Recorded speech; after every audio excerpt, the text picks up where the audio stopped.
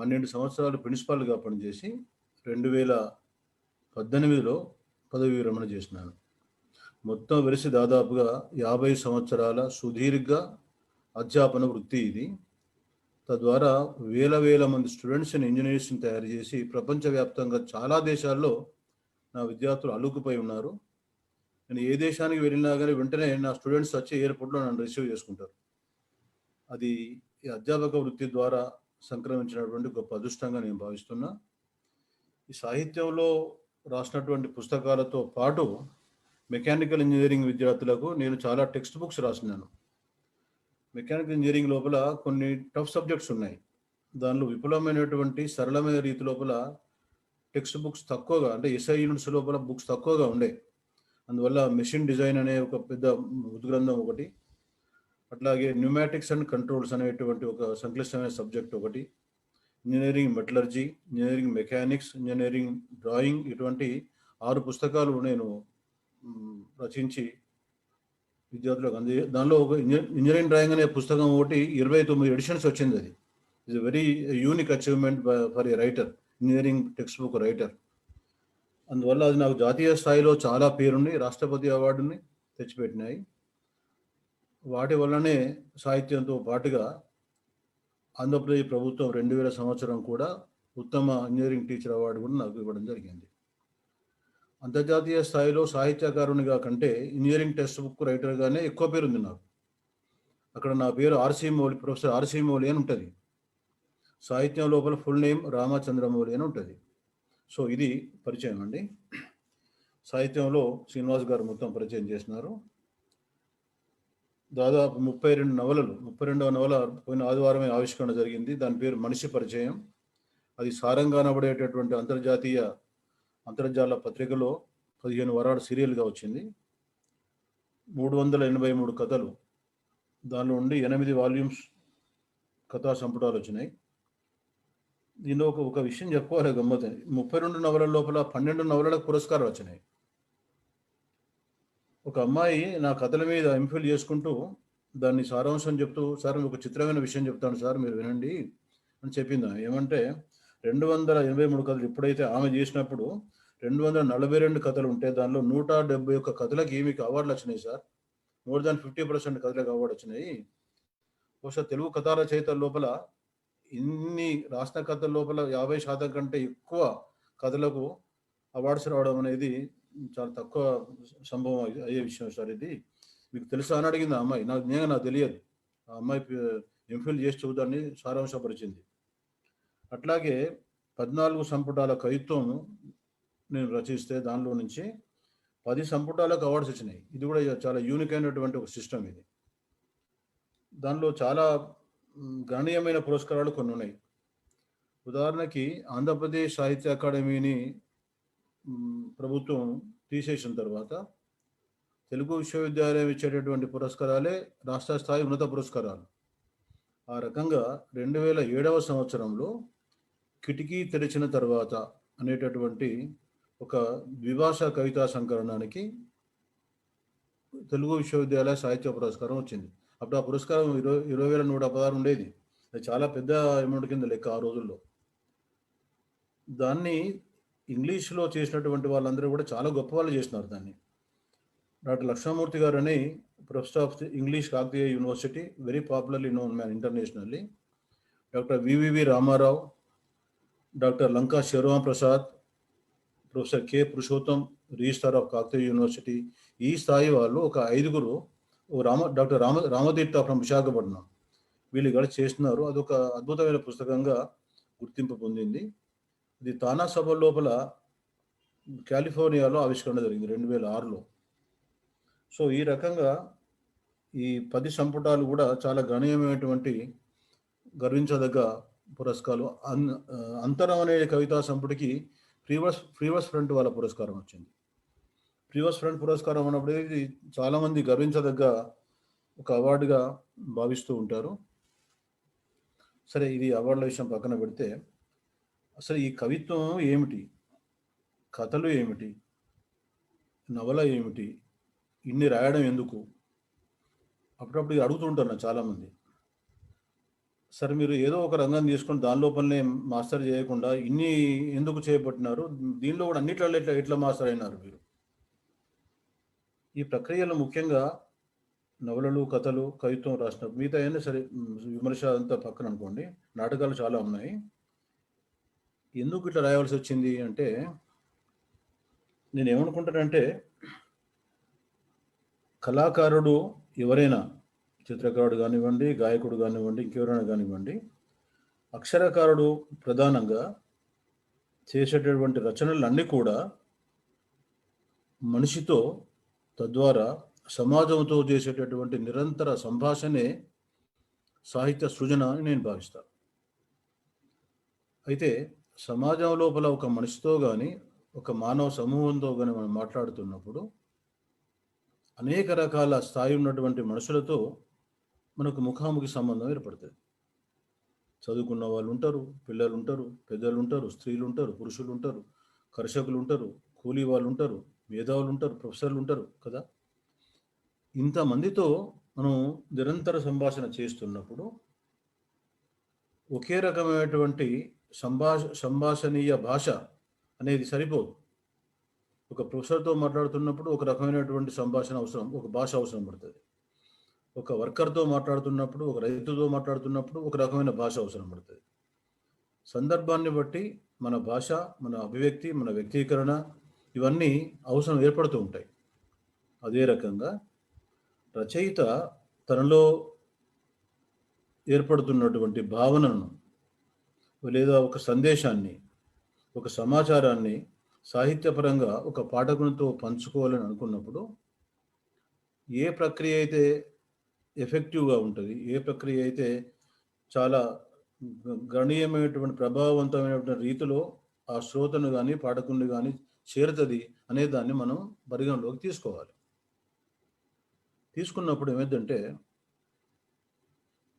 భిన్నమైనటువంటి ప్రక్రియలు అవసరం పడుతూ ఉంటాయి. ఉదాహరణకి హృదయ సంబంధమైనటువంటి అనుభూతులు, అత్యంత వ్యక్తిగతమైనటువంటి జీవితపు లోతులు,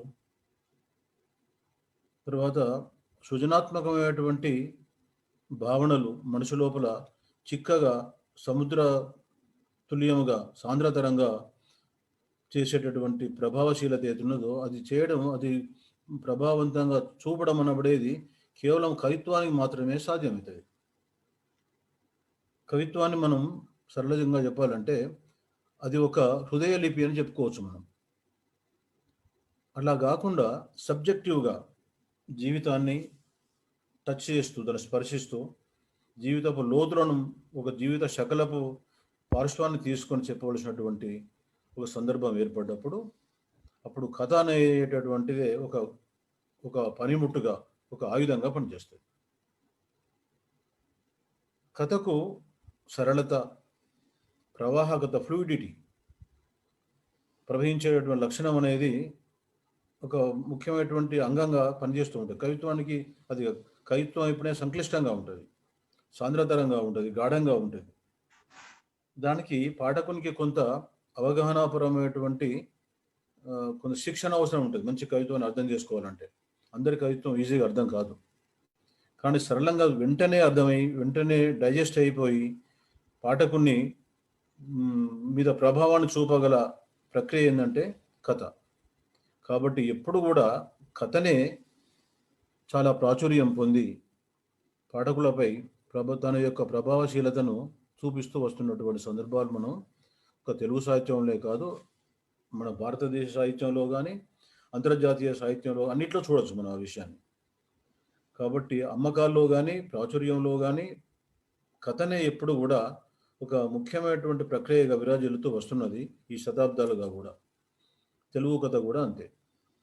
కాబట్టి ఎప్పుడైతే ఒక విషయాన్ని చాలా ప్రభావవంతంగా పాఠకునిపై చెప్పాల్సిన అవసరం ఉన్నదో అప్పుడు ఎవరైనా వాళ్ళుగా ప్రక్రియను, కథను ఎన్నుకుంటారు. కాబట్టి నువ్వు చెప్పేటటువంటి వస్తువే ఈ ప్రక్రియను ఎన్నుకునేటటువంటి స్థాయికి నిన్ను తీసుకెళ్తాయి. నవల ఎప్పుడంటే ఒక విశాలమైనటువంటి క్యాన్వాస్ పైన ఒక అతి విశాలమైనటువంటి ఒక జీవితాన్ని కానీ, అనేక జీవితాలను కానీ, ఒక కుటుంబ కథ, రూట్స్ అయిన నవల ఉన్నది, 7 తరాల యొక్క జీవితాలను చూపిస్తూ ఉంటుంది. వార్ అండ్ పీస్, తెలుగులో కూడా వేయి పడగలు, లోపలి మనిషి. ఇప్పుడు నా కాలనాలిక 3 తరాల యొక్క జీవితాలను చూపిస్తూ ఉంటుంది. ఈ రకంగా విస్తృతమైనటువంటి స్థాయిలో ఒక లేక అనేక మంది జీవితాల యొక్క లోతులను, వైశాల్యాన్ని, దాని యొక్క సంక్లిష్టతను కూడా చెప్పాలంటే నవల మాత్రమే ఒక ఉపయుక్తమైనటువంటి ఒక పనిముట్టు. కాబట్టి ఎప్పుడైతే ఉదాహరణకి నా కాలనాడక నవల ఉందనుకోండి, అది 80 సంవత్సరాల తెలంగాణ యొక్క చరిత్ర కథాత్మక నవల, అట్లా పెట్టిన దాని ట్యాగ్. ఎందుకు అంటే వస్తువు చాలా విశాల 80 సంవత్సరాల పర్యంతం అది వ్యాపించి ఉన్నటువంటి ఒక ప్రజా చరిత్ర, ఉద్యమ చరిత్ర, పోరాటాల చరిత్ర. కాబట్టి దానికి నవల తప్పితే ఇంకా వేరే టూల్ పనికిరాదు. దాన్ని 80 సంవత్సరాల చరిత్ర కవిత్వం రాస్తానే అంటే కుదరదు, అది ఒదగదు. సో ఆ రకంగా ఎప్పుడు కూడా సందర్భాన్ని బట్టి, అవసరాన్ని బట్టి, తర్వాత సాహిత్యపరమైనటువంటి ప్రభావశీలతను బట్టి మనము ప్రక్రియను ఎన్నుకుంటాం. నాకున్నటువంటి ఆలోచన సరళిని బట్టి ఈ 3 రంగాల్లో కూడా అనేక రకాల సంక్లిష్టమైన భావాలను పాఠకులతో పంచుకోవాలని నేను భావించడం వల్ల ఈ 3 ప్రక్రియలు చేపట్టి 3 ప్రక్రియల్లో కూడా వైవిధ్యభరితమైనటువంటి చాలా రచనలు చేసి విమర్శకుల చేత, విజ్ఞుల చేత ప్రశంసించబడి కూడా ప్రామాణికమైనటువంటి రీతిలో సూచించి నాదైనటువంటి ఒక సొంత సాహిత్య వ్యక్తిత్వాన్ని నేను నిర్మించుకున్నా. ఆ రకంగా విజ్ఞులైనటువంటి పెద్దల యొక్క శ్లాఘనీయతను కూడా నేను పొందేటటువంటి అదృష్టం నాకు కలిగింది. ముఖ్యంగా ఈ కారణాలకు అనేటటువంటి నవల చాలామంది విజ్ఞుల యొక్క ప్రశంసలను పొంది ఇది ఒక బృహత్ నవల కాదు, ఇది ఒక ఇతిహాసం, ఇట్స్ అన్ ఎపిక్ అని చెప్పడం జరిగింది. మొన్న తెలంగాణ రాష్ట్ర యొక్క ప్రతిష్టాత్మక అత్యున్నత సాహిత్య పురస్కారం అయినటువంటి కాళోజీ పురస్కారాన్ని నాకు ఇస్తూ తెలంగాణ రాష్ట్ర ముఖ్యమంత్రి శ్రీ కేసీఆర్ గారు కూడా ఈ విషయాన్ని ప్రత్యేకంగా ఉటంకించారు నాతో శాలువా కప్పుతున్నప్పుడు. ఈ కర్ణాటక నవల అనేది బృహత్ నవలను, అది నవల కాదు, ఇతిహాసం, అది 80 సంవత్సరాల తెలంగాణ సుదీర్ఘ పోరాట గాథను నువ్వు డాక్యుమెంట్ చేసినావు, దానికి తెలంగాణ ప్రభుత్వం నేను అభినందిస్తూ మేము ఈ పురస్కారాన్ని మీకు అందజేస్తున్నామని చెప్పినాడు ఆయన. చాలా ఆనందం వేసింది. రచయితకు ఇటువంటి ప్రశంస కంటే ఇంకా ఆనందకర సందర్భం ఏముంటుంది. పోతే ఇక రచన రంగానికి వచ్చినప్పుడు ఈ రచయిత అంటే ఇక్కడ కవి కావచ్చు, కథకుడు కావచ్చు, నవలాకుడు ఎవరైనా కావచ్చు, వీళ్ళు మిగతా సాధారణ పౌరుల కంటే ఏ రకంగా భిన్నమైన వాళ్ళు. ఏదో భిన్నత ఉంటే కదా ఇతను ఒక సృజనకారుడుగా ఎదుగుతూ, గుర్తించబడుతూ, సాగించబడుతూ వస్తున్నటువంటి సిచ్యువేషన్ ఇది. నేను ఏమంటానంటే ప్రతి కళాకారుడికి కానీ, ముఖ్యంగా రచయితలకు భిన్నమైనటువంటి ఒక దృష్టి ఉంటుంది. భిన్నమైనటువంటి చూపు కాదు, చూపు వేరు, దృష్టి వేరు. చూపు ఇంగ్లీష్లో మనం సీయింగ్ అంటాం, మనం దృష్టిని ఏమంటామంటే వ్యూయింగ్ అంటాం. ఏంటిది వీటి మధ్య తేడా?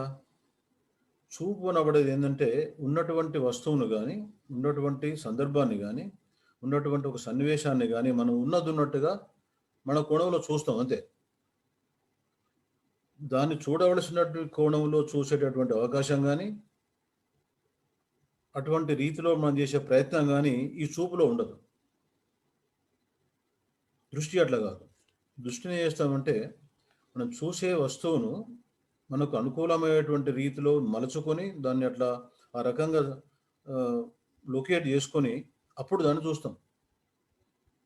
చూడవల్ల ఏమైందంటే ఆ వస్తువును చూసేటటువంటి వివరాలు చాలా సమగ్రంగా ఉంటాయి.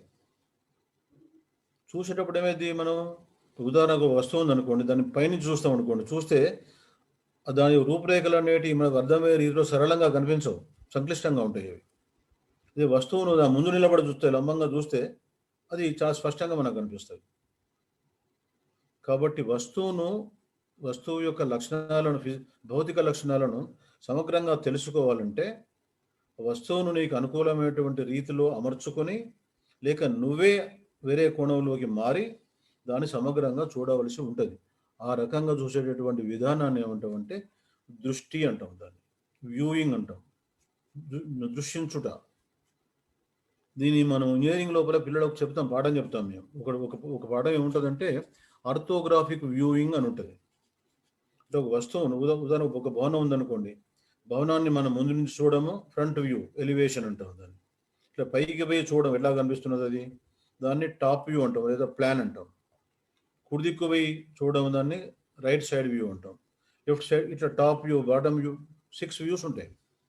అంటే ఒకే వస్తువును 6 కోణాల్లో విపులంగా చూడడం వల్ల దాని పట్ల నీకు సమగ్రమైనటువంటి ఒక ఆలోచన ఏర్పడుతుంది.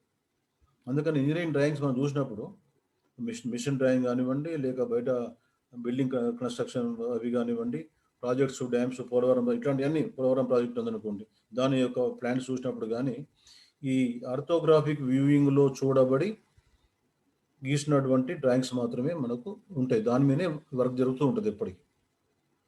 దీన్ని బట్టి మనకు ఏమర్థం కావాలి, రచయిత అనేబడేవానికి కూడా జీవితం పట్ల వ్యూయింగ్ అలవాటు ఉండాలి.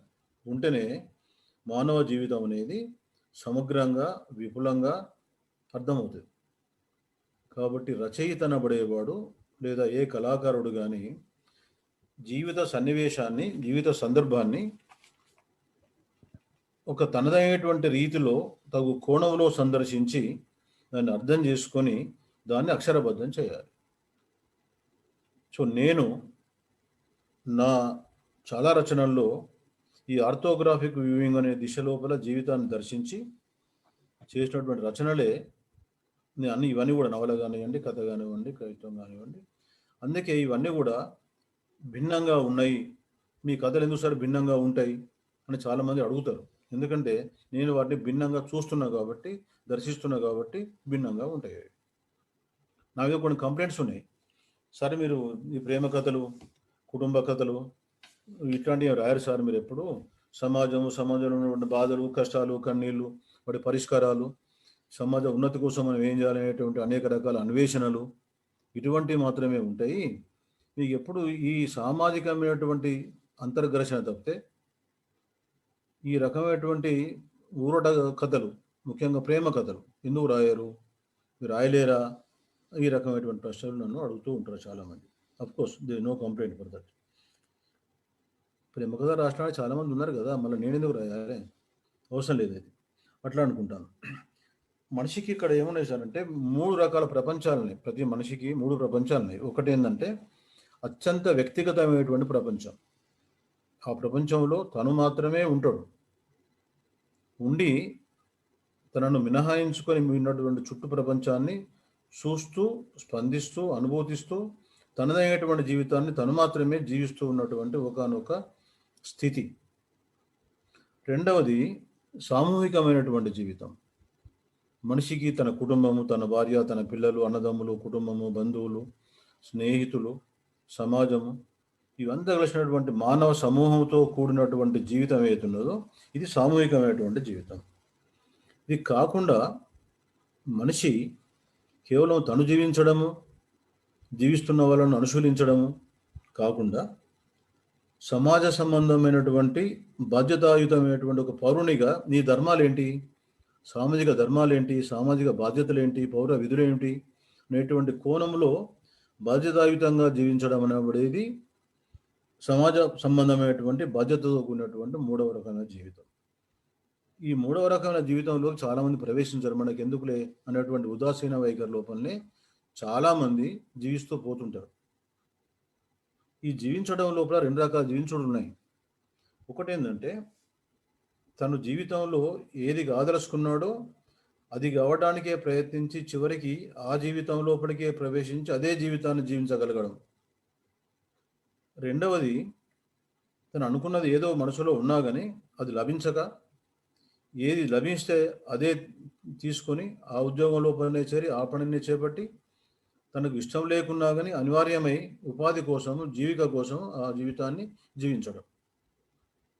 90% మంది ఇప్పుడున్నటువంటి భారత సమాజం లోపల ఆ ఉద్యోగం చేసేటువంటి వయసు రాగానే జీవిక కోసం, కుటుంబ పాలన కోసం ఏ ఉద్యోగం దొరికితే ఆ ఉద్యోగం చేసేటువంటి వాళ్ళే, అంటే గాలికి ఎటు కొట్టుకపోతే అటే పోయినట్టు జీవించేటువంటి వాళ్ళు మాత్రమే ఎక్కువగా ఉన్నారు.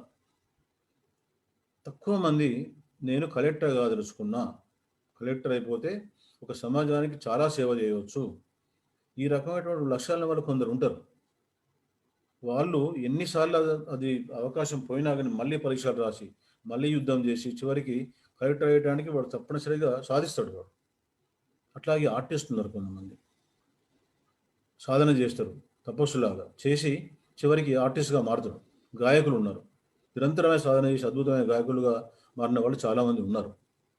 సో వీళ్ళు ప్రత్యేకమైనటువంటి జీవన లక్ష్యాలను, గమ్యాలను ముందే నిర్దేశించుకొని అటువైపు మాత్రమే ప్రయాణం చేస్తున్నటువంటి వాళ్ళు ఉన్నారు. కానీ వీళ్ళ శాతం తక్కువ. రచయిత అనేబడేవాడు తన రచనల లోపల వీళ్ళందరినీ పాత్రలుగా చేసుకొని రాస్తున్న క్రమము లోపల ఇంతమంది రకాల మనుషులను లోతుకు చేరి చాలా విపులంగా, చాలా సమగ్రంగా అధ్యయనం చేయవలసి ఉంటుంది. కాబట్టి నేను చెప్పేది ఏంటంటే ప్రతి రచయిత కూడా, కవి కానీ వివరణ కానివ్వండి, అక్షరకారుడు ఎవరైనా కానీ అధ్యయనశీలి కావాలి. ముందు నీ చుట్టూన్న సమాజాన్ని, నీ చుట్టూన్న మనుషులను, నీ చుట్టూన్నటువంటి సందర్భాలను నువ్వు సమగ్రంగా అధ్యయనం చేయకుంటే నీ రచన అది సంపూర్ణంగా సమగ్రంగా ఉండదు.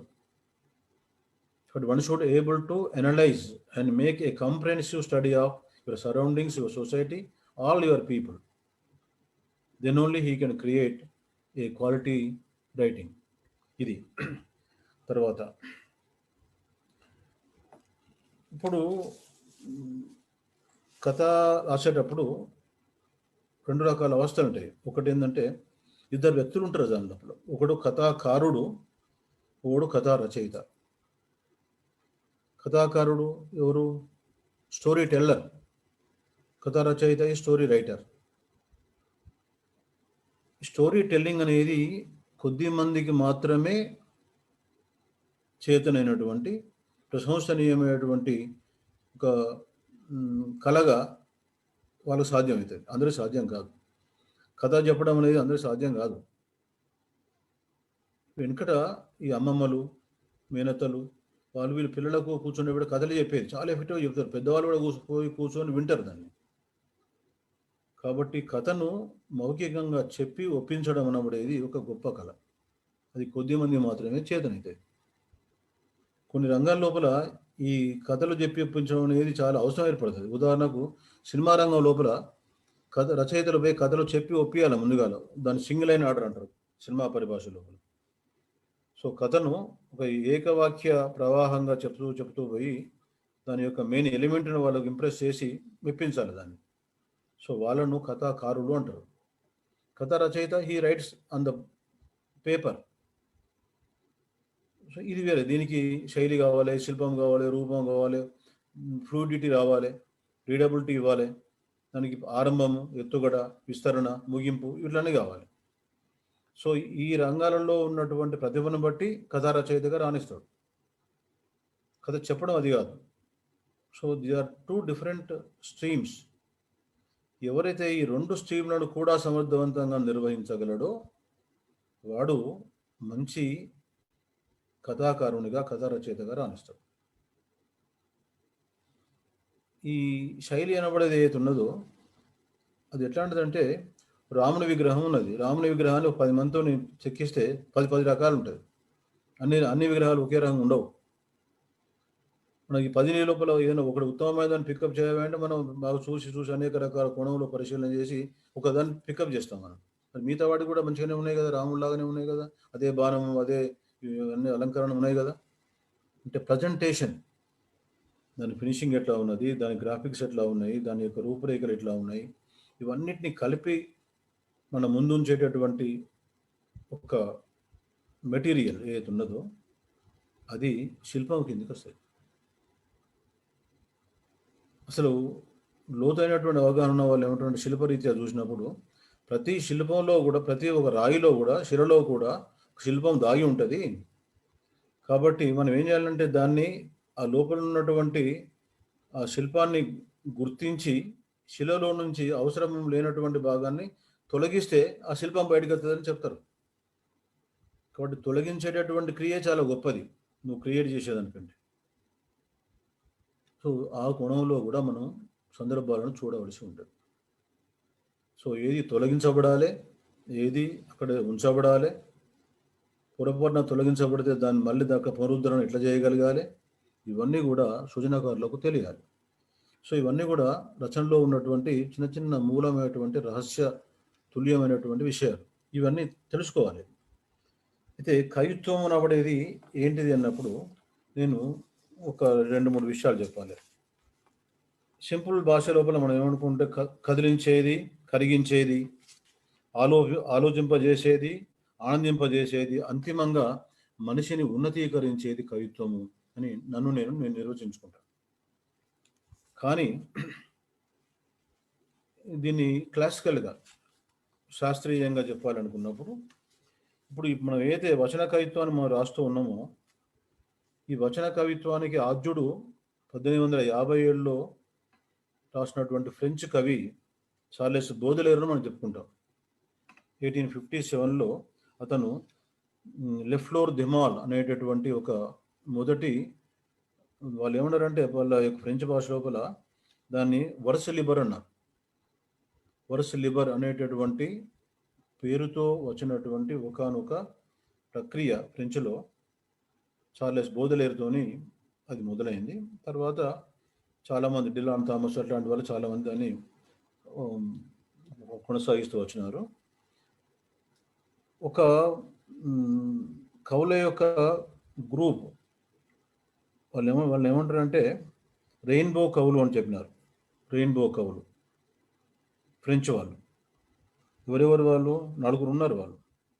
వెర్లాయిన్ ఎవరు, అల్లార్మే ఎవరు, మల్లార్మే అనే కవి, ఈ బోదెలేరు, ఇంకొకరు ఎవరు ఉన్నారు. వీళ్ళు ఏమన్నారంటే కవిత్వాన్ని ఒక రకంగా నిర్వచించింది వాళ్ళు. నిర్వచించి ఏం చెప్పి, ఈ వెర్లాయిన్ అనే ఏం చెప్పిండంటే, రచన లోపల కనుక లయాత్మకత, రాగాత్మకత, సంగీతాత్మకత ఈ 3 కలగలిసి ఉండి వ్యంజనతో పాటుగా సమ్మిళితమైనట్టే, అమాల్గమేట్ అయినట్టయితే దాన్ని కవిత్వం అని పిలవాలి అని చెప్పింది. ఇది వినడానికి చాలా సంక్లిష్టంగా ఉంది కదా. చెప్పి ఏమంటాడంటే Verlaine, verse must be basically musical అని చెప్పాడు. Verse must be basically musical అంటే కవిత్వం ఎప్పుడు కూడా సంగీతాత్మకంగా ఉండాలి. మిగతా సరళమైనటువంటి సంభాషణాత్మక భాషతో పోల్చుకున్నప్పుడు కవిత్వము మ్యూజికల్గా ఉండాలి. మ్యూజికల్గా ఉండడం అంటే ఏంటిది? దాని లోపల రిథమ్ అండ్ రైమ్ ఉండాలి, లయాత్మకత ఉండాలి, సంగీతాత్మకత ఉండాలి, రాగాత్మకత కూడా ఉండాలి. ఈ మూడిటి యొక్క సమ్మేళనం ఉన్నప్పుడే అది ధారణకు లొంగి రిప్రొడ్యూస్ చేసడానికి అనువుగా ఉంటుంది అని చెప్పిండు. వ్యంజన అనేది ఏంటిది? వ్యంజన తెలుగు లోపల వ్యంజనకు నిఘంటు అర్థం ఏముంటుందంటే శబ్దవృత్తి అని ఉంటుంది.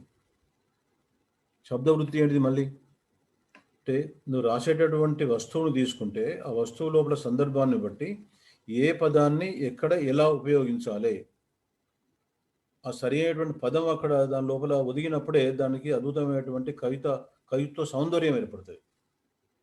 కాబట్టి తగు రీతిలో సందర్భాన్ని బట్టి తగిన పదాన్ని వాడడము వలన వచ్చేటటువంటి ఎఫెక్ట్ ఏతున్నదో అది కవిత్వానికి శోభనిస్తుంది అని చెప్పి, ఈ రాగాత్మకత, లయాత్మకత, సంగీతాత్మకతతో పాటుగా వ్యంజన కూడా ఉంటే ఆ సృజనను కవిత్వం అందమని చెప్పింది వారు. ఈ వర్స్ లిబర్ అనబడేటటువంటి దాన్ని ఇంగ్లీష్లో ఏమన్నా ఫ్రీ వర్స్ అన్నాం.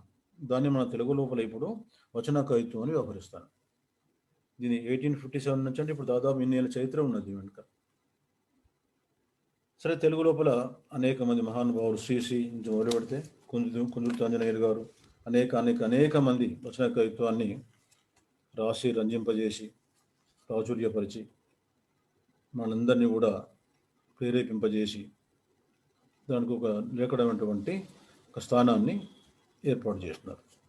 కానీ దీని లోపల ఒక లోపం ఉన్నది. ఏమున్నదంటే, ఏ వచన కవి కానీ మన కవి సమ్మేళనం బట్టి చదవాలంటే మైక్ ముందుకు వచ్చి నోటికి తన కవిత్వాన్ని చదవడం. కాగితాన్ని పట్టుకొచ్చి, లేక ఇప్పుడు ఉన్నటువంటి ఐప్యాడ్నో లేకుంటే మొబైల్నో పట్టుకొని వచ్చి దాన్ని చూస్తూ అవుతాడు తప్పితే నోటికి తన కవిత్వాన్ని చదివేటటువంటి కవులు చాలా అరుదు. నేను కూడా నోటికి నాకు ఒక్క కవిత్వం చదవరాదు. మీరు మంచి కవిత్వం రాస్తారు సార్ అని బయట అందరూ అంటారు, కానీ నోటికి ఎందుకు అట్లా మనం చదవలేకపోతున్నాం అంటే దీనికి ఇది ఈ విధానం ఏదైతే ఉన్నదో ఇది ధారణకు లొంగదు. We can't retain. ఎందుకంటే దీని లోపల లయాత్మకత లేదు, రైమ్ లేదు, రిధం లేదు. ఉదాహరణకి మనము ఒక వేమన పద్యాన్ని తీసుకుంటే, ఆడవెళిదిలో రాసినటువంటి వేమన పద్యాన్ని తీసుకుంటే దాని లోపల ఒక లయ ఉన్నది. ఉదాహరణకు ఒక పద్యం ఉంది. ఈ పద్యమే నాకు చాలా జ్ఞానోదయాన్ని కలిగించినటువంటి వేమన పద్యం. వేమన బేసికల్గా ప్రజాకవి. కవుల లోపల నా దృష్టిలో రెండు రకాలు ఉంటారు. ఒకరేమో పుస్తక కవులు, ఒకరేమో ప్రజా కవులు. మన పుస్తక కవులు ప్రజల యొక్క సమస్యలను మాత్రమే రాసేటటువంటి కవులు వాళ్ళు వేరే ఉన్నారు. కాలువ నారాయణరావు గారు వరంగల్లో ప్రజాకవి, గోరటి వెంకన్న ప్రజాకవి, వేమన సుమతి శతకారుడు ప్రజాకవి. వేమన ఇక్కడ ఏం రాసిన చూడండి. కులము గలవాడు గోత్రము గలవాడు, కులము గలవాడు గోత్రము గలవాడు, విద్య చేత విర్రవీగువాడు, పసిడి గలుగువాని బానిస కొడుకులు విశ్వదావిరామ విరవేమ. ఇది పద్యం. కవికి ఎంత ధర్మాగ్రహం ఉన్నా చూడండి. ఇక్కడ ఎవరెవరు? కులము గలవాడు, హై క్యాస్ట్ వాడు, అగ్రకులస్తుడు. కులము గలవాడు, గోత్రము గలవాడు, మంచి గోత్రం ఉన్నవాడు, విద్య చేత విర్రవీగువాడు, హైలీ క్వాలిఫైడ్, పీజీ చేసిండు, పిహెచ్డి చేసిండు, పోస్ట్ డాక్టర్ ప్రోగ్రామ్ చేసిండు. వీళ్ళందరూ ఎవరంటే పసిడి గలుగువాని బానిస కొడుకులు. బానిసలు అంటలేడు ఇంకా. అంటే ఇంత ఆగ్రహం ఉన్నది కవి కంటే. డబ్బున్నోడికి ముంగట అందరు బానిసలేరా భయ్. వాళ్ళకి దగ్గర నౌకర్యతలు వాళ్ళు చెప్పినట్టు వింటారు, వాళ్ళ కింద ఊడిగం చేస్తుంటారు అనేటువంటి ఒక ధర్మాగ్రహాన్ని కవి ఇక్కడ ప్రకటిస్తున్నాడు. అయితే ఇది ఈ వేమన కాలం నుంచి ఇప్పటిదాకా అందరూ కూడా నోటికి బట్టి ధారణ చేసి చదువుతూనే పోతున్నారు. ఎందుకు అంటే ఇది ధారణకు లొంగేటటువంటి ఒకానొక ఛందస్సులో ఉన్నది. ఇది లేనప్పుడు మన వచన కవిత లాగా ఉంటుంది, నోటికి జ్ఞాపకం ఉండదు. బట్టి ఎన్ని బట్టి పడతావు, కష్టమవుతుంది. అట్లాగే సుమతి శతకారుడు కూడా చెప్పింది చూడండి. ఎప్పటికి అయ్యేది ప్రస్తుతమో అప్పటికి ఆ మాటలాడి అన్యుల మనములు నొప్పించక తానవ్వక తప్పించుకు తిరుగువాడు ధన్యుడు సుమతి. తప్పించుకు తిరుగుడు ఎందుకు? నేనేమంటానంటే ఎప్పటికి అయ్యేది ప్రస్తుతమో అప్పటికి ఆ మాటలాడి అన్యుల మనములు నొప్పించక తానవ్వక మెప్పించుకు తిరుగువాడు ధన్యుడు సుమతి. అది అంటే తరం మారినా కొద్దీ, జీవన వ్యవస్థలు మారినా కొద్దీ మార్పులు వస్తుంటాయి, కవిత్వ శైలి కూడా మార్పులు వస్తుంటాయి. అట్లాగే కాలువ నారాయణరావు గారు ఒక గమ్మతైనటువంటి ఒక పర్సనాలిటీ డెవలప్మెంట్ వాక్యాన్ని చెప్పిండు. ఆయన ఏమన్నాడంటే, తొలగి తోవ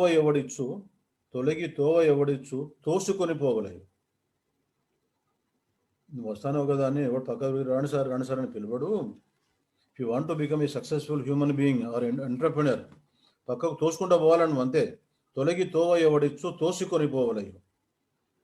ఇది basically a personality development poetry. ఇది ఇంత చెప్పినటువంటి సుమతి పద్యం కూడా పర్సనాలిటీ డెవలప్మెంట్ ప్రోగ్రామే. ఎప్పటికి అయ్యేది ప్రస్తుతమో అప్పటికి ఆ మాటలాడి అన్యుల మనములు నొప్పించక తానువ్వక తప్పించుకునో మెప్పించుకునో పోయేవాడు. అంటే you talk according to the situation. It is nothing but a personality development secret today. It is being taught in MBS courses. సో ఈ రకంగా కవిత్వాన్ని ఇక్కడ కాళోజీ కూడా ధర్మాగ్రహంతో తెలుగు భాష వస్తుంది ఇప్పుడు తరానికి. ముఖ్యంగా తెలుగు మాట్లాడాడు, ఇంగ్లీష్ మాట్లాడతాడు, ఇంకేదో మాట్లాడతాడు, హిందీ మాట్లాడతాడు. అప్పుడు కాళోజీ చాలా ఈసరింపుగా ఏమన్నాడంటే, అన్య భాషలు నేర్చి ఆంధ్రంబు రాదంచు సకలించు ఆంధ్రుడా చావెందుకురా అన్నాడు. నిరసన చూడండి ఎంత ధర్మాగ్రహంతో చెప్పినాడు. అన్య భాషలు నేర్చి ఆంధ్రంబు రాదంచు సకలించు ఆంధ్రుడా చావెందుకురా. సో ఇది సమాజపరమైనటువంటి సామాజిక అంశాలను తీసుకొని ఏది మనిషికి ఉపయోగకరమో వాటి గురించి నీతిపూరితమైనటువంటి ఒక దిశలో కవిత్వం అని చెప్పడం. ఇదంతా ప్రజా కవిత్వం. ఇట్లా కాకుండా హృదయగతమైనటువంటి హృదయ లిపిలో రాయబడ్డటువంటి కవిత్వం ఎలా ఉంటుంది? ఒకటి మీకు వినిపిస్తాయి ఇప్పుడు. పచ్చి బాలింత కన్నీటి కొడవలితో. ఇక్కడ తీసి ఒక సింబల్ వచ్చింది చూడండి. కన్నీటి కొడవలి అనేటువంటి సింబల్ వాడకుంటే ఇది కవిత్వం కాదు. పచ్చి బాలింత కన్నీటి కొడవలితో వరికోత కోయడమే. వరికోత కోస్తాను వాళ్ళు. పచ్చి బాలింత ఉన్న తన స్థితిలో అవసరార్థమై పచ్చి బాలింత కన్నీటి కొడవలితో వరికోత కోయడమే జీవితానికి పొడిగింపైతే ఆ తల్లి పాదాల కింద నలిగిన మట్టే మహాద్భుత కవిత్వం అని చెప్పింది. వరికోత కోయడమే జీవితానికి పొడిగింపైతే ఆ తల్లి పాదాల కింద నలిగిన మట్టే మహాద్భుత కవిత్వం. దీని లోపల ఏమున్నదంటే, ఇప్పుడు ఇది ఇంతకుముందు చెప్పినటువంటి కవులు చెప్పినటువంటి అంశాలు కాకుండా అందరి జీవితాలకు సంబంధించినటువంటి ఒకానొక దయనీయమైనటువంటి గర్హనీయమైనటువంటి ఆలోచించదగ్గ అంశం అనేది ఇక్కడ ఇమిడిపోయి మనిషిని కరిగిస్తుంది, కదిలిస్తుంది. ఇది కాబట్టి ఇది కవిత్వంగా మారింది. నేను రాసిన 2 పాదాలని. ఉదాహరణకి, అమ్మ చెప్పింది స్త్రీకి 2 జీవితాలని. అమ్మ చెప్పింది స్త్రీకి 2 జీవితాలని, ఒకటి ఇక్కడ, మరొకటి అక్కడ. నాకు అర్థమైపోయింది ఇక్కడ ఏంటిది, అక్కడ అర్థమైపోయింది కదా. కానీ అమ్మ చెప్పలేదు స్త్రీకి మరణాలెన్నో. ఈ చివరి ఒక్క వాక్యం ఏదైతున్నదో, కానీ అమ్మ చెప్పలేదు స్త్రీకి మరణాలెన్నో అనబడేటటువంటి ఈ 2 చిన్న వాక్యాలు ఈ మొత్తం ఈ స్టాంజాను కవిత్వీకరణ చేసింది. రైట్. అట్లాగే లోతులకు చూసినప్పుడు, కళ్ళు తెరిస్తే ప్రపంచంలో ఒక నువ్వు, కళ్ళు మూస్తే నీలోనే ఒక ప్రపంచం. How great it is. నువ్వు రైల్లో పోతున్నావు, కిటికాడ కూర్చున్నావు, ఒక కళ్ళు మూస్తే కథమైపోతుంది. ప్రపంచంలో డీలింగ్ అయిపోతావు. నువ్వు ఏ ప్రపంచంలోకి పోతావు? వేరే ఆలోచనలతో నీ జీవితం నీది అయిపోతుంది. కళ్ళు తెరిస్తే చాలు, మళ్ళీ ప్రపంచంలో నువ్వు వస్తావు. సో 2 చిన్న వాక్యాలతో కవి ఇక్కడ అద్భుతంగా చెప్పిండు. ఇంకో చిన్న 2 పాదాల్లో ఏమున్నది, సగము జీవితము నన్ను కన్న వాళ్ళ కోసం, సగము జీవితము నేను కన్న వాళ్ళ కోసం. అసలు నా జీవితం ఏది? సో ఈ రకంగా కొనసాగుతున్నటువంటి ఈ నడక అంటే కవిత్వం అనబడేది విశ్వజనీయమై. కవిత్వం లోపల ఏముంటుందంటే, కొన్ని పుట్టి కొంతకాలం కొనసాగి వాటికి అవి అంతరించిపోతాయి. ఉదాహరణకి ఇప్పుడు తెలంగాణ రాష్ట్ర ఆవిర్భావ పోరాటం కోసం జరిగినటువంటి 2 దశల ఉద్యమాలు, 69లో వచ్చినటువంటి తెలంగాణ తొలి దశ ఉద్యమము, తర్వాత వచ్చినటువంటి 2001 నుంచి 14 వరకు వచ్చినటువంటి తెలంగాణ మరదశ ఉద్యమం లోపల వేల మంది యోధులు దీనిలో అమరులైపోయారు. రైట్. ఆ క్రమం లోపల అక్కడ ఉన్నటువంటి ముఖ్యమైనటువంటి లక్ష్యం ఏంటిది? అక్కడ తెలంగాణ రాష్ట్ర సాధన, తెలంగాణ వాదము కోసం మొదలైనటువంటి కవిత్వ రచన. 1300 తెలంగాణ రాష్ట్ర సాధన కోసము కవిత్వ సంపుటాలు వెలువడ్డాయి ఈ మరదశ ఉద్యమం లోపల. చాలా మందికి తెలియదు. సో ఎప్పుడైతే తెలంగాణ రాష్ట్రం ఏర్పడ్డదో ఈ వాదం తర్వాత ఇవన్నీ సమస్యపోయినాయి. ఇంకా అట్లాగే స్త్రీవాదం ఇప్పుడు చాలా బలహీనపడిపోయింది. ఇంకా కొన్ని వాదాలని, అక్కడ వాదాలతో వచ్చినటువంటి కవిత్వము, వాదాలు సమస్యపోయిన తర్వాత ఆ కవిత్వం అంతరించిపోతుంది. అట్లా కాకుండా ఎప్పుడైతే మానవీయ సంబంధమైనటువంటి సంవేదనను మన వస్తువుగా తీసుకొని కవిత్వంగా మనం దాన్ని సృజిస్తాము, ఆ కవిత్వము శాశ్వతంగా ఉంటుంది. దీన్ని ఏమంటామంటే యూనివర్సలైజేషన్ అంటాం, విశ్వజనీయత అంటాం. కవిత్వాన్ని విశ్వజనీయమైనటువంటి ప్రపంచ మానవులందరికీ సంబంధించినటువంటి సంవేదనను తీసుకొని వస్తువుగా స్వీకరించి కవిత్వాన్ని సూచించడం. ఇక్కడ చూడండి, ఒక కవిత ఉన్నది. సావిత్రి అని ఈమె 42 years బతికింది. ఈమె ఒక కవిత రాసింది చిన్నది, బంది పోట్లు కవిత, ఒక టైటిల్ అది. పాఠం ఒప్పజెప్పకపోతే పెళ్లి చేస్తాను అని పంతులు గారు అన్నప్పుడే భయం వేసింది. పాఠం ఒప్పజెప్పకపోతే పెళ్లి చేస్తాను అని పంతులు గారు అన్నప్పుడే భయం వేసింది. ఆఫీస్లో నా మొగుడున్నాడు, అవసరం వచ్చినా సెలవీయడని. అన్నయ్య ఆఫీసులో నా మొగుడున్నాడు, అవసరం వచ్చినా సెలవీయడు అని అన్నయ్య అన్నప్పుడే అనుమానం వేసింది. వాడికేం మగమహారాజు అని ఆడామగ వాగినప్పుడే అర్థమైపోయింది పెళ్ళంటే ఒక పెద్ద శిక్షని. మొగుడంటే స్వేచ్ఛా భక్షకుడని. మేం పాలిచ్చి పెంచిన జనంలో సగమే మమ్మల్ని విభజించి పాలిస్తున్నారని. చూడండి ఎంత శోభాకరంగా ఉన్నాయి రెండు వాక్యాలు. మేము పాలిచ్చి పెంచిన జనంలో సగమే మమ్మల్ని విభజించి పాలిస్తున్నారని. సావిత్రి ఈమె 1949 నుంచి 91 దాకా జీవించింది. అయితే ఈ రకమైనటువంటి ఒక అంతర్వేదనను వస్తువుగా తీసుకొని రాయడం వల్ల ఏమైందంటే అది యూనివర్సల్ అవుతున్నది ఆ కవిత్వం. స్థానిక సమస్యలో లేకుండా అప్పుడప్పుడు సమస్యలో కాకుండా ఎప్పుడైతే విశ్వమానవుల గురించినటువంటి హృదయాన్ని తీసుకొని మనం కవిత్వంగా మలుస్తామో అప్పుడు అది అద్భుతమైనటువంటి శాశ్వతమైనటువంటి కవిత్వంగా పరిణమిస్తుంది. మనము ఇవన్నీ కవిత్వం గురించే మాట్లాడుకుంటున్నాము. కథల గురించి కూడా కొంచెం ఇప్పుడు 3 వంశాలలో ఉన్న ప్రవేశం ఉన్న వ్యక్తిని కాబట్టి కథల గురించి కూడా మాట్లాడుకోవడం అవసరమే అని నేను భావిస్తాను.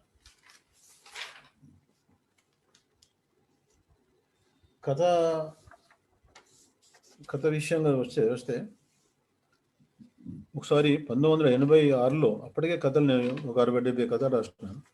చాలాసార్లు నేను కథ రచన లోపల ప్రేరణ పొందడానికి, తర్వాత ఉత్తేజాన్ని పొందడానికి, కథ రహస్యాలు తెలుసుకోవడానికి కొంతమంది అద్భుతమైన కథకులను కలిసేవాడిని వ్యక్తిగతంగా పోయి. ఉదాహరణకి మధురాంతకం రాజారాం గారు, అతను పాకాలలో పనిచేస్తుండే టీచర్గా. వరంగల్ నుంచి బయలుదేరి తిరుపతికి పోయి అక్కడి నుంచి ఏదో బస్సు ఎక్కి పాకాలో పోయి సారింటికి పోయి ఒక రోజంతా ఉండి పాపని చాలా ప్రేమగా తండ్రిలాగా చూసేవాడు. కథ రాసేటటువంటి విధానాన్ని చాలా ఓపిక చెప్పేవాడు ఆయన. అట్లాగే విశాఖపట్నం పోయి రావిశాస్త్రి గారిని కలిసేది. రాచకొండ విశ్వనాథ శాస్త్రి అనేటటువంటి వ్యక్తి ఒక అద్భుతమైనటువంటి కథాకారుడు. ఆయన యూనిక్. తెలుగు సాహిత్యం లోపల రావిశాస్త్రి శైలిలో, రావిశాస్త్రి గారు చెప్పినటువంటి రీతిలో కథను ఒక శిల్పంలాగా చెక్కి అందించినటువంటి కథ రచయిత వేరే వాళ్ళు లేరని అనుకుంటాను నేనైతే వ్యక్తిగతంగా. నేను కొన్ని సభల్లో చెప్తూ ఉంటా, రావిశాస్త్రి కథలను కనుక సమానమైనటువంటి రీతిలో ఇంగ్లీష్లోకి అనువాదం చేసినట్టయితే అతనికి నోబెల్ ప్రైజ్ వస్తుంది. నోబెల్ ప్రైజ్కు అన్ని రకాలుగా అర్హమైనటువంటి కథలను సూచించినటువంటి ఒక మహాకథకుడు రాచకొండ విశ్వనాథ శాస్త్రి. మన తెలుగు భాషలో మనందరికీ గర్వకారణం, మనకు గొప్ప సంపద. ఆయనే ఎట్లా ఎత్తుకుంటాడు కథనంటే, ఒకటి మెరుపులు మరకలు అనే కథ ఉన్నది. మెరుపులు మరకలు. ఒక వాక్యం రాతాడు, నీరజ వర్షంలో నడుస్తోంది. నెక్స్ట్ ఇంకో వాక్యం, నీరజ వయస్సు 25 వర్షాలు, నీరజ వయస్సు 25 వసంతాలు కాదు. 4 చిన్న చిన్న వాక్యాల లోపలనే మనను పట్టుకుంటాడు. ఇట్లా కథ ఎప్పుడైనా కానీ పాఠకుణ్ణి ఒక పేరాగ్రాఫ్, సో ఒక వాక్యమే, 2 వాక్యాలు 3 వాక్యాలు, ఒక పేరాగ్రాఫ్ చదవగానే ఆ కథ వాడిని పట్టేసుకోవాలి, వాడిని విడిచిపెట్టి పోనివ్వకూడదు. కథ రచన శిల్పం లోపల, నిర్మాణం లోపల ఇది ఒక ముఖ్యమైన రహస్యం. కథ ఎత్తుగడే చాలా ప్రాణం. ఎత్తుగడ, విస్తరణ, ముగింపు ఇవన్నీ కూడా అద్భుతమైనటువంటి కథ అంగాలు. ఇవన్నీ ఊహింటి కథలు చూస్తే అసలు ముగింపు మనం అసలు ఊహించలేము కదా. నేను కూడా ఇప్పుడు కథ అవుతాను అనుకోండి, కథను చదవడం ప్రారంభం చేసి కొంత దూరం పోయిన తర్వాత ఆగుతా. ఆగి నెక్స్ట్ ఈ రచయిత ఏం చేస్తాడు అని నేను ఊహిస్తా. 90% నేను ఊహించినట్టే ముగింపు ఉంటుంది. ఒక 10% అట్లా ఉండకుండా భిన్నంగా ఉండే అవకాశాలు నా అనుభవంలోకి వస్తూ ఉంటాయి. కాబట్టి పాఠకుని యొక్క ఊహకు అందకుండా కథను ముగింపు చేసేటటువంటిది కూడా రచయిత యొక్క ఒక ప్రతిభకు నిదర్శనం అన్నది. సరే, అట్లా పెడితే కథకుడు ఎంత ఆత్మవిశ్వాసంతో రాయాలి అనే దానికి ఒక ఉదాహరణ చెప్తాను మీకు. 1986లో ఢిల్లీలో నాకు వేరే పన్నప్పుడు పోతే అక్కడ ప్రగతి మైదాన్ లోపల అంతర్జాతీయ పుస్తక మహోత్సవం జరుగుతుంది. చాలా పెద్దగా 20 ఎకరాలు అట్లా అట్లా. మా తెలుగు వాళ్ళం కదా, తెలుగు భాష స్టాల్స్ ఎక్కంటాయి వెతుకుండా పోతూ ఉంటే ఒక దగ్గర national book trust of India వాళ్ళ ట్రస్ట్ వాళ్ళ ఒక స్టాల్, సాహిత్య అకాడమీ ఒక స్టాలు, ఇంకా వేరే వేరే అనేక పాపులర్ ప్రచురణ సంస్థల యొక్క స్టాల్స్ ఉన్నాయి. నేషనల్ బుక్ ట్రస్ట్ వాళ్ళ దగ్గర ఆగితే ఒక బుక్ కనబడ్డది. ఆ బుక్ పేరు ఏంటంటే డి జయకాంతన్ కథలు. డి జయకాంతన్ కథలు తీసి చూస్తే అనువాదం మధురాంతకం రాజారాం. అరే, తెలుగు లోపల చాలా గొప్ప కథకుడు, చాలా సీనియర్ కథకుడు, ఈయననే దీన్ని అనువాదపరిచిండు. దీనిలో ఏదో మెటీరియల్ లేకుంటే ఎందుకు ఈయన చేస్తాడు, నాకు పరిచయం ఉన్న వ్యక్తి మళ్ళా అని దాన్ని అంతా 10 చిల్లరంతా ఉన్నది చౌక. తీసి చూస్తే పీఠిక అన్నది ముంగట. పీఠికలో ఆ జయకాంత్ ఏం రాసుకున్నాడంటే, నిస్సందేహంగా ప్రపంచ స్థాయిలో పరిగణించదగ్గ అతి కొద్ది మంది ఉత్తమ కథా రచయితల్లో నేను ఒకడిని నేను రాసుకున్నాడు. నిస్సందేహంగా ప్రపంచ స్థాయిలో పరిగణించదగ్గ కొద్ది మంది ఉత్తమ కథకుల్లో నేను ఒకడిని. ఇది మీకు అతిశయోక్తిగా అనిపించవచ్చును, కానీ ఇదే నిజము అని కూడా రాసుంటారు. కానీ ఏమన్నారు, నీకు ఎంత అహంరావి అనిపించింది చదివితే. పదాలు కొంచెం అది కావచ్చు, ఇదే భావన. ఇంత ఇంత అహంకారం రచయితకి ఎందుకు ఇట్లా అని అనిపించినట్టు అని ఆ పుస్తకం కొని రూమ్లో పోగానే చదివినదానంట రాత్రి అంతా పుస్తకం. నిజంగా వాడు చెప్పింది కరెక్ట్. ప్రతి కథ కూడా ఆనిముత్యంలా ఉంటుంది. కథ చెక్కిన శిల్పంలా ఉంటుంది. ఒక కథ లోపల ఇప్పుడు కథా రచన ఎట్లుండాలంటే, కవిత్వం రాస్తే కవిత్వ పాదాల లోపల ఒక పదాన్ని కనుక అక్కడ తీసేస్తే, లుప్తం చేస్తే అక్కడ ఒక గ్యాప్ ఏర్పడాలి. మరి ఇక్కడ ఏదో ఉండాలి రవి, ఇది లేదు అనేటువంటి ఒక లోపం, అక్కడ ఒక బ్లాంక్ ఏర్పడాలి కవిత్వం అయితే. అదే కథ అయితే ఒక వాక్యం కనుక లేకుంటే, మిస్ అయిపోతే అక్కడ పొరపాటునను అచ్చు లోపల పొరపాటు అయిపోయి ఒక వాక్యం ఏందనుకోండి, ఇక్కడ ఇది ఉండాలి కదా అనేటటువంటి ఖాళీతనం అక్కడ ఏర్పడాలి. అదే నవల అయితే ఒక పారాగ్రాఫ్ పోతే వెంటనే ఏర్పడాలి. ఇప్పుడు కథలు చూస్తే పారాగ్రాఫ్ సంకల్పం చేసినా మాకు ఏం ఏర్పడదు. రచయితలు ఈ నిర్మాణం పట్ల, దాని చిక్కదనం పట్ల శ్రద్ధ వహించట్లేదు ఇప్పుడున్నటువంటి కొత్త రచయితలు. జయకాంతన్ ఏంటంటే ఎందుకు అటువంటి ప్రసిద్ధి వచ్చింది, కథకు జ్ఞానపీఠ అవార్డు తెచ్చినటువంటి తమిళ రచయిత ఫస్ట్ ఇతను ఒక్కడే. చాలా వరకు ఈ జ్ఞానపీఠ అవన్నీ కూడా కవిత్వానికి ఎక్కువ వస్తుంటాయి. కథా సాహిత్యానికి తెచ్చినటువంటి జ్ఞానపీఠ తెచ్చినటువంటి రచయిత డి జయకాంత్. అటెంక తర్వాత నేను అతను పోయి చాలాసార్లు కలిసిన, మాట్లాడిన, స్నేహం కూడా చేసిన. ఏ టిపికల్ రైటర్ ఆయన. ఏమంటాడంటే, మౌలి కథ రాసినప్పుడు కథ యొక్క శీర్షిక నుంచి మొదలు పెడితే కథ యొక్క ఎత్తుగడ, దాని యొక్క నడక, దాని విస్తరణ, ముగింపు అన్నీ కూడా మిగతా వాళ్ళకంటే భిన్నంగా ఉండాలి. You should be totally different. Make your self to right such writings. అందరిలాగా నువ్వు రాయడం కాదు. ఉదాహరణకి ఒక కథ రాసండి నేను, కొత్త చెప్పులు కరుస్తాయి. కథ పేరు కొత్త చెప్పులు కరుస్తాయి. మఠంలో సన్యాసి, పట్టపగలు రైలు బండిలో, పట్టపగలు ప్యాసింజర్ బండిలో, బైరాగి. ఇటువంటి విలక్షణమైన పేర్లతో రాసినటువంటి ప్రతి కథ కూడా మనం ఆకర్షిస్తుంది. కానీ అందులో ఏం విలక్షణత ఉంటుందంటే, జీవితం లోపల ఇవన్నీ చాలా సహజంగా రోజు మనం చూసేటటువంటి ఘటనలే కదా. సో ఇది కథావస్తువుకు పనికొస్తుందా ఇది అనిపిస్తుంది మనం. కానీ అటువంటి అతి సూక్ష్మమైనటువంటి ప్రధానమైనటువంటి జీవిత అంతర్ఘర్షణకు సంబంధించినటువంటి అంశాలను తీసుకొని వస్తువుగా చేసుకొని జయకాంతన్ చాలా కథలు రాసిండు, అద్భుతమైన కథలు రాసిండు. మన తెలుగులో ఆ రీతి లోపల, ఆ కోణంలో కొన్ని కథలు రావాలి. ఇప్పుడు జిల్లేల బాలాజీ అనే మిత్రుడు దాదాపు జయకాంతన్ కథలు అన్నింటినీ కూడా తెలుగులో అనువాదం చేసినాడు. గొప్ప సేవ చేసినాడు ఆయన. తెలుగులో కూడా చాలా విలక్షణమైన కథకులు చాలామంది ఉన్నారు.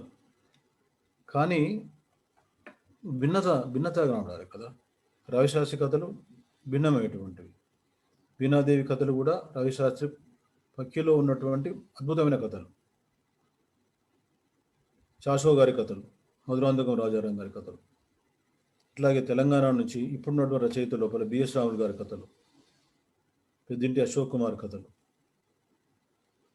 కేవి నరేంద్ర కథలు, బోయే జంగయ్య కథలు, ఇవి చాలా కథలు ఉన్నాయి. కథా రచనా రంగం లోపల తెలుగు కథలు అత్యున్నతంగా ఉన్నా కానీ ఇంకా కూడా కొంత ప్రామాణికత సంపాదించవలసినటువంటి అవసరం ఈ తరానికి ఉన్నది. కృషి చేస్తున్నారు చాలామంది. తర్వాత కవిత్వం విషయంగా వస్తే నాకు కవిత్వ అనుభవాలు కొన్ని ఉన్నాయి. ఉదాహరణకి కాళోజీ గారితో వరంగల్లో పుట్టినవాడిని కాబట్టి అదృష్టం ఏంటంటే నేను వరంగల్లో పుట్టిన. వరంగల్నే పుట్టి వరంగల్లో పెరిగి వరంగల్లో చదువుకొని 34 సంవత్సరాలు వరంగల్నే ఉద్యోగం చేసి ఈ మట్టితో చాలా తాదాత్మ్యం చెందినటువంటి అదృష్టవంతుడు నేను. ఎందుకంటే తెలుగు సాహిత్యం లోపల అద్భుతమైనటువంటి సృజన జాను తెలుగు లోపల ద్విపదను కనిపెట్టి బసవ పురాణము, వృషభ పురాణము లాంటి కావ్యాలు రాసినటువంటి పాలకుర్తి సోమనాథుడు పుట్టినటువంటి వరంగల్లు, అట్లాగే బమ్మెర పోతన ఉదాంధ్ర మహాభాగవతం రాసి మాకు ఒక గొప్ప సంపాదన కూర్చున్నటువంటి వరంగల్లు. అక్కడి నుంచి మొదలు పెడితే కాళోజీ నారాయణరావు గారు, ఒక అద్భుతమైనటువంటి మానవతావాది అయినటువంటి కవి పెండియాల వరవర్రావు గారు, ఇంకా అనేక మంది, వానమామలై వరదాచార్యుడు గారు, పల్లా దుర్గయ్య గారు, ఇంకా చాలామంది కవులు ప్రభవించి ఇక్కడ పరిడి వెళ్ళినటువంటి నేలలో మాలాంటి వాళ్ళని కూడా పుట్టడం ఒక గొప్ప అదృష్టంగా భావిస్తాను. వీళ్ళందరికీ మేము వారసులుగా మారిన జన్మతోనే, అదే అదృష్టం. కాళోజీ గారు జీవించి ఉన్నప్పుడు కాళోజీ గారితో గడిపేటటువంటి అదృష్టం మాకు కలిగింది. అతను ఒక యోగి, తనకు అనేది ఏం లేదు, చిన్న పిల్లల మనస్తత్వం. వేదికపై మాట్లాడుతున్నప్పుడు ఏదైనా హృదయాన్ని తాకేటటువంటి ఒక సంభాషణ జరిగితే, సందర్భం వస్తే చిన్నపిల్లలా ఏడ్చాడు ఆయన. ధిక్కారం. నువ్వు మాట్లాడే దానిలో ఉదాహరణకి ఒక ఫ్రెండ్, ఒక గవర్నమెంట్ ఎంప్లాయీ వచ్చి డే టైంలో ఆయనతో మాట్లాడుతుంటారే, నువ్వు ఈ టైం లోపల ఆఫీస్ ఉండాలి కదా, ఇక్కడ ఎందుకు నువ్వురా నువ్వు అంటాడు. నిక్కచ్చిగా మొహమాటం ఇట్లా ఉండదు. సో ఆ రకమైనటువంటి ఒక అద్భుతమైనటువంటి కాళోజీతో కలిసి జీవించేటటువంటి భాగ్యం అలాంటి వాళ్ళకు కలిగింది. లోక్నాయక్ జయప్రకాష్ నారాయణ చచ్చిపోయినప్పుడు వాక్యం చెప్పండి ఆయన, సింపుల్గా, పుట్టుక నీది చావు నీది బ్రతుకంతా దేశానిది, అయిపోయింది అంతే. చాలా సరళంగా, చాలా చిన్న పదాలతో అద్భుతమైనటువంటి భావాన్ని పలికించేటటువంటి గొప్ప ప్రజాకవి కాళోజీ గారు. డిస్టింక్షన్ చెప్తాడు. అన్నపు రాసులు ఒకచోట, ఆకలి మంటలు ఒకచోట, అంశ తూలికా తల్పాలు ఒకచోట, అలసిన దేహాలు ఒకచోట, కమ్మని చకిలాలు ఒకచోట, గట్టి దౌడలు ఇంకొక చోట. అంటే ఈ సమాజం లోపల ఎన్ని తేడాలు ఎందుకున్నాయి అనేటువంటి దాన్ని ఇట్లా ప్రశ్నించిన చూడండి. ఇంకోటి ఏంటంటే చాలా పట్టలేనంత ఆగ్రహం ఉంటుంది. ఆగ్రహం ఎవరికి ఉంటుంది అంటే ప్రేమించేవానికి ఆగ్రహం ఉంటుంది. బైరాన్పల్లి సంఘటన అంటే తెలంగాణ సాయుధ రైతాంగ పోరాట సందర్భంలో నిజాంకు వ్యతిరేకంగా జరిగినటువంటి దశాబ్దాల పర్యంత సుదీర్ఘ పోరాటం లోపల బైరాన్పల్లి అనే ఊరును మొత్తం కాలబెట్టిండు రజాకారులు. 118 మందిని మొత్తం సజీవంగా దహనం చేసిండు వాళ్ళు. అప్పుడు ఈ కాళోజీ గారు గుల్బర్గా జైల్లో ఉన్నారు. నిజాంకు వ్యతిరేకంగా చేసిన పోరాటంలో భాగంగా శిక్ష పడి గుల్బర్గా జైల్లో ఉన్నారు ఆయన. అప్పుడు ఒక పోయం రాసిండు చాలా దుఃఖంతో, రాసి మరి వినడానికి ఎవరు లేరు కదా, కాబట్టి జైల్లో ఉన్నటువంటి తోటి ఖైదీలకే వినిపించింది ఇది. మన కొంపలార్చిన, మన స్త్రీల చెరిచిన, మన పిల్లలను చంపి మనల బంధించిన, మానవాధములను మండలాధీశులను మరిచిపోకుండగా గుర్తుంచుకోవాలి. వాళ్ళు ఏ దౌర్జన్యం దేశంలో అమానవంగా మన కుంపలార్చిన, మన స్త్రీల చెరిచిన, మన పిల్లలను చంపి మనలా బంధించిన మానవాధములను మండలాధీశులను మరిచిపోకుండగా గుర్తుంచుకోవాలి. కసి ఆరిపోకుండా బుసకొట్టు చుండాలే, కాలంబు రాగానే కాటేసి తీరాలి. ఏమన్నాడంటే హింస హింస అనేది తప్పు. మనిషిని చంపే అధికారం ఇంకో మనిషికి లేదు. కానీ అన్యాయంగా, అక్రమంగా, అమానవీయంగా హింస జరుగుతున్నప్పుడు ప్రతిహింస అనేది తప్పు కాదు. అది ఊరికే పోతా అంటే ఎవడో మీ మీద పడి బాగా కొడితే మళ్ళీ వాడిని కొట్టకుండా ఉండడం అనేది సరైనది కాదు. తిరగబడాలి. ప్రతిహింస ఎప్పుడు కూడా న్యాయబద్ధమే అని చెప్పినటువంటి వ్యక్తి కాళోజీ.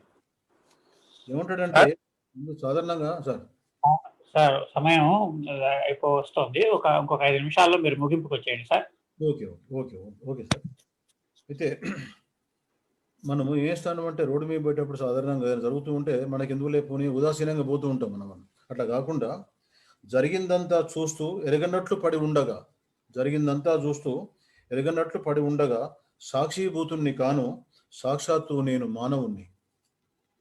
అది మనలో ఉన్నటువంటి మానవత్వాన్ని మనం గ్రహించి దాన్ని కాపాడుకుంటూ తద్వారా మానవునిగా మాత్రమే ప్రవర్తించేటటువంటి గొప్ప మానవీయ లక్షణాలను మన లోపల కాపాడుకోవాలి అని చెప్పినటువంటిది. అంటే ఏం చెప్తున్నానంటే ప్రతి కవి కూడా సామాజికమైనటువంటి బాధ్యతలను ఎరిగి సమాజ ప్రయోజనార్థమై మాత్రమే అక్షరీకరణ చేస్తే అది శాస్త్రీయంగా సరి అయింది. ఆ రకంగా చూడాలి. తర్వాత ఇంకొక చిన్న విషయం మీతో మనవి చేయాలి ఏంటంటే, నా అదృష్టం ఏంటంటే చాలామంది గొప్ప గొప్ప అనువాదకులు నా కవిత్వాన్ని ఇంగ్లీష్లోకి అనువాదం చేసేటటువంటి అదృష్టం నాకు కలిగింది. ఉదాహరణకి 1982లో అనుకుంటా బహుశా భారతి అనే సాహిత్య మాసపత్రిక ఉండేది. తర్వాత ఒక 20-25 ఏళ్ళకి పోయింది. అది భారతిలో కవిత్వం వచ్చింది, ఏదైనా ప్రచురించబడ్డది అంటే చాలా గొప్ప గౌరవం అది. అప్పుడు నేను దాదాపు 19 ఏళ్ళు ఇంజనీరింగ్లో ఉన్నా. నేను భారతిలో నాకు చాలా రచనలు వస్తూ ఉండే. బాలమిత్ర చందమామలో కూడా కథలు రాసేది, భారతిలో కూడా కవిత్వం అంతా రాసేది. కాబట్టి నాకు పేరుండే బయట బాలమిత్ర టు భారతి రచయిత అయిన అని. ఒకసారి ఏమైందంటే ఒక ఫైన్ మార్నింగ్ నాకు ఒక పోస్ట్ కార్డ్ వచ్చింది. ఇక్కడ పోస్ట్ కార్డ్స్ రాసుకునేది, ఇప్పుడు ఎవరు పోస్ట్ కార్డ్స్ లేవు.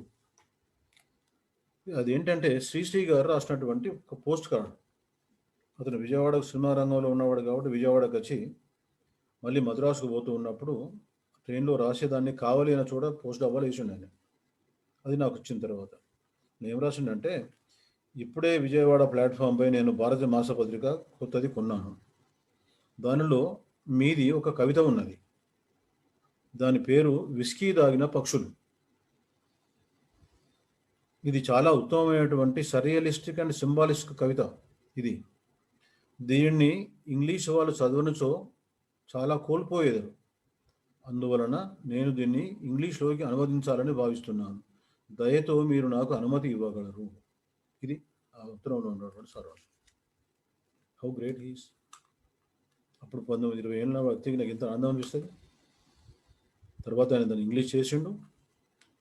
వేగుంట మోహన్ప్రసాద్ గారు తను కూడా 1-2 పోయమ్స్ నా ఇంగ్లీష్లో చేసి అంతర్జాతీయ కవిత్వ అభిమానులకు తెలుగు కవిత్వ రుచి చూపించాలనే ఉద్దేశంతో అతను ఒక వాల్యూమ్ వేసిండు. దాని పేరు ఏంటంటే దిస్ టెన్స్ టైమ్. దానిలో ఈ కవితలు ఉన్నాయి, ఇంగ్లీష్లో వచ్చాయి ఉన్నాయి. ఏం చెప్తున్నానంటే తెలుగు కవితలు కూడా అప్పటి నుండి ఇప్పటిదాకా మున్ముందు కూడా అంతర్జాతీయ స్థాయితో పోల్చినప్పుడు సరితూగగల, కొన్ని సందర్భాల్లో అంతకంటే ఉన్నతంగా కూడా ఉండగల కవిత్వం అనేది తెలుగు నేల సృజిస్తూ వస్తున్నది. ప్రామాణికంగా ఉన్నది, ప్రశంసార్హనీయంగా కూడా ఉన్నది. ఈ విషయాన్ని మనం గమనించాలి. కాబట్టి ఈ తరము ఇప్పుడు నేను చెప్పినటువంటి ఇంతమంది వారసుల యొక్క వ్యక్తులుగా కొనసాగుతున్న సందర్భం లోపల వీళ్ళందరినీ మన సాహిత్య సంపదగా స్వీకరించి ఇంకా ఉన్నతమైనటువంటి తెలుగు నేల యొక్క ప్రభావాన్ని ఇంకా విస్తరిల్లేటటువంటి స్థాయిలో మనం సృజించి రాబోయే తరాలకు మీరు కూడా ఆదర్శంగా ఉండాలని ఒక సీనియర్ సృజనకారునిగా నేను ఆకాంక్షిస్తున్నా, కోరుకుంటున్నా కూడా. నమస్కారం.